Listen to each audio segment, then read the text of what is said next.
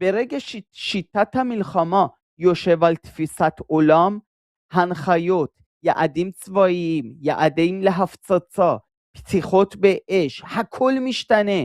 זאת אומרת, הסיפור זה לא רק יכולת צבאית, הסיפור זה לא רק יכולת כלכלית, הסיפור זה לא רק יכולת מודיעינית. היכולות האלה זה יכולות מוחשיות. הסיפור הוא רוח הדברים.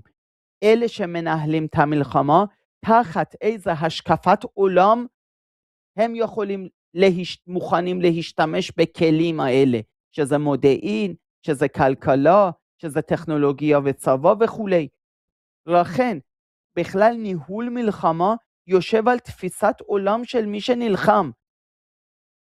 מול איראן, מול המשטר, אותו דבר. אם היית אומר, אפילו אני נותן לך, כדי לחפור, לקלף עוד יותר, צרפתים הליברלים נכבשו עד הגרגיר האחרון על ידי גרמניה הנאצית. בילי ברית המועצות / סטלין, גרמניה הנאצית הייתה מגיעה עד איראן והיה משמיד אותי גם, את היהודי איראן. זאת אומרת, מי שניצח את גרמניה הנאצית, בסופו של דבר, בשטח, זה לא היה הערכים הליברליים המערביים, אלא יותר נוקשים מגרמניה הנאצית, שהיו ברית המועצות וסטלין.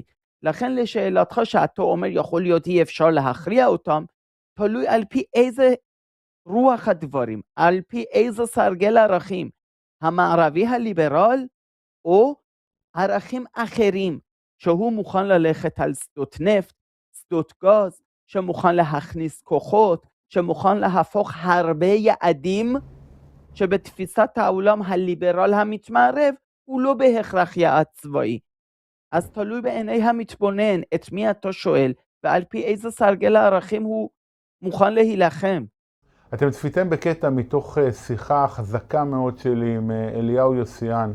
אנחנו דיברנו על איראן, ובעצם הקונספציה שאנחנו שרויים בה בתוך איראן. איך אפשר לנצח את איראן? יוסיאן אומר שאפשר, רק בדרך מאוד מאוד מאוד מסוימת, והשאלה אם למנהיגים שלנו יש את היכולת לנצח בדרך הזאת. רעיון מאוד מומלץ, לא נעים בהכרח לעיכול, אבל אליהו יוסיאן אומר את האמת כמו שהיא.